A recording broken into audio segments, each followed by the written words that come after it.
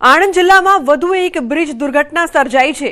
અડાસ ગામમાં નિર્માણાધીન રેલવે ઓવરબ્રિજનો એક મોટો ભાગ ગત રાત્રે અચાનક ધરાશાયી થયો છે। દુર્ઘટના સમયે સ્થળ પર કોઈ હાજર ન હોવાથી સદનસીબે મોટી જાનહાનિ ટળી છે। આણંદ જિલ્લામાં છેલ્લા 2 વર્ષમાં બ્રિજ સંબંધિત આ ત્રીજી મોટી ઘટના છે। અગાઉ રાજપુરા વાસદ અને ગંભીરા બ્રિજ દુર્ઘટનાઓ બની ચૂકી છે। હાલમાં આ ઓવરબ્રિજ તૂટી પડવાની ઘટનાને લઈને તંત્ર દ્વારા વધુ તપાસ શરૂ કરવામાં આવી છે।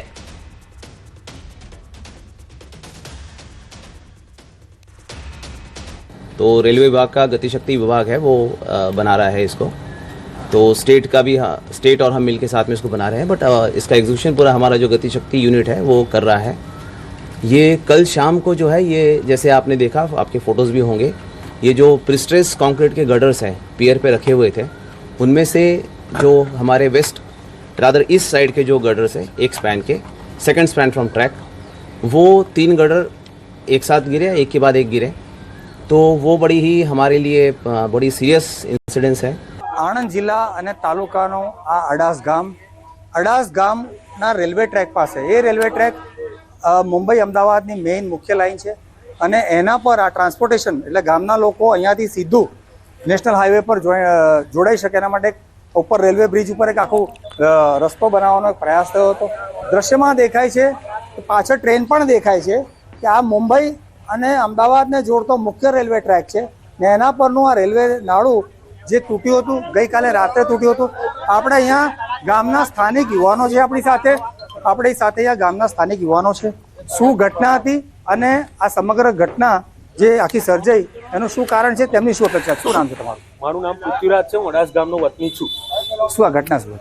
અમારી ઘટના એવી છે કે આ બ્રિજ એકદમ થોડો પવન આવવાથી અને માલની એકદમ લો ક્વોલિટી વાપરવાથી આ બ્રિજ તૂટી પડેલો છે અને અમે અગાઉ 1.5 વર્ષ પહેલા જ્યારે બ્રિજનું કામ ચાલુ થયું ત્યારે સર્વિસ રોડની માગણી કરેલી, તો એ કામ અમારું અત્યારે 1.5 વર્ષ સુધી થયું નથી અને અમે ઓલરેડી સરપંચને, રેલવે અધિકારી, જે તે સુપરવાઇઝરો, એન્જિનિયરોને આપેલી છે, પ્રાંત અધિકારી, મામલતદારને, બધાને 1000 વ્યક્તિઓની સહી કરી અમે રૂબરૂ આપેલી છે।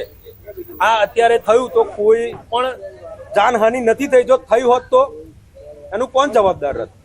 કોઈ વ્યક્તિ જવાબદાર નથી। જैसे અમારા બ્રિજની લંબાઈ પહેલા મેલી વધારે છે ગામ સાહેબ, અમે 6000 વ્યક્તિઓ રોજંદા જીવનમાં ડિસ્ટર્બ થઈ રહ્યા છે છેલ્લા 1.5 વર્ષથી। અમને સર્વિસ રોડ આપ્યો નથી।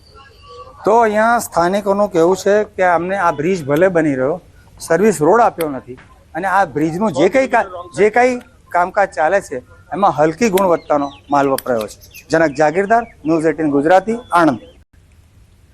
अन्य महत्वपूर्ण समाचार की बात करें तो महीसागर जिल्लाમાં મોડી રાત્રે વાતાવરણમાં એકાએક પલટો આવ્યો છે। હવામાન વિભાગની આગાહી મુજબ મોડી રાત્રે ભારે પવન સાથે વરસાદ વરસ્યો છે। દિવસભરના ઉકળાટ બાદ મોડી રાત્રે જિલ્લાના અલગ અલગ વિસ્તારોમાં ધોધમાર વરસાદ, કડાકા ભડાકા સાથે ભારે વાવાઝોડામાં વરસાદ પડતા વીજળી ગુલ, લુણાવાડા, સંતરામપુર, ખાનપુર, કડાણામાં પવન સાથે વરસાદ વરસ્યો છે। તો કડાણાથી સંતરામપુર રોડ પર ઝાડ પડવાની ઘટના પણ સામે આવી છે। ઉલ્લેખનીય છે કે અચાનક વાતાવરણમાં પલટો જોવા મળ્યો છે। મહીસાગરમાં તેજ પવન, ગાજવીજ સાથે વરસાદ ખાબક્યો છે। તેજ પવનના કારણે ઘણા ભાગોમાં વૃક્ષો પણ ધરાશાયી થયા છે। ઉલ્લેખનીય છે કે કડાણાથી સંતરામપુર રોડ પર ઘણા ઝાડ તૂટ્યા છે। વાહન વ્યવહાર પણ પ્રભાવિત થયો છે। તેજ પવન અને ગાજવીજ સાથે વરસાદ ખાબક્યો છે।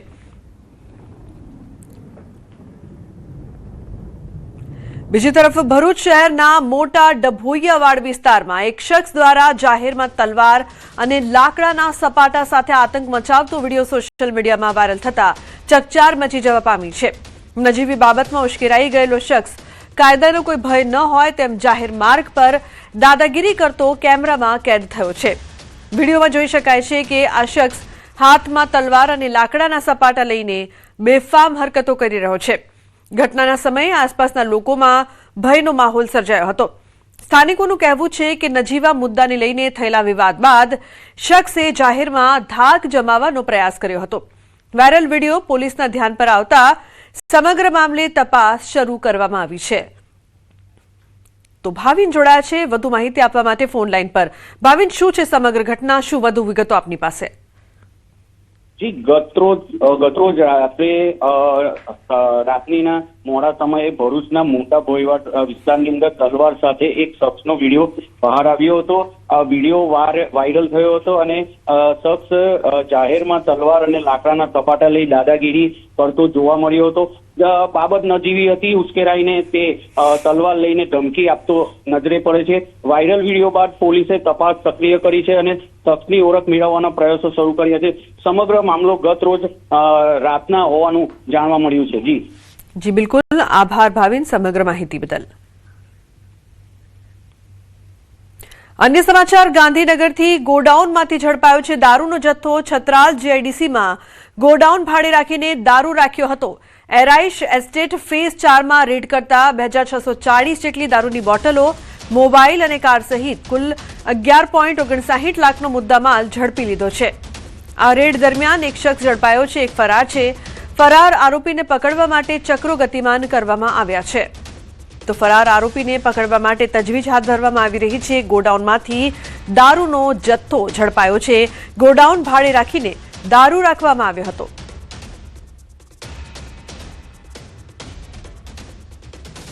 તો હવે સમાચારમાં આગળ વાત કરીશું ફાઇનલ ફાઇટની.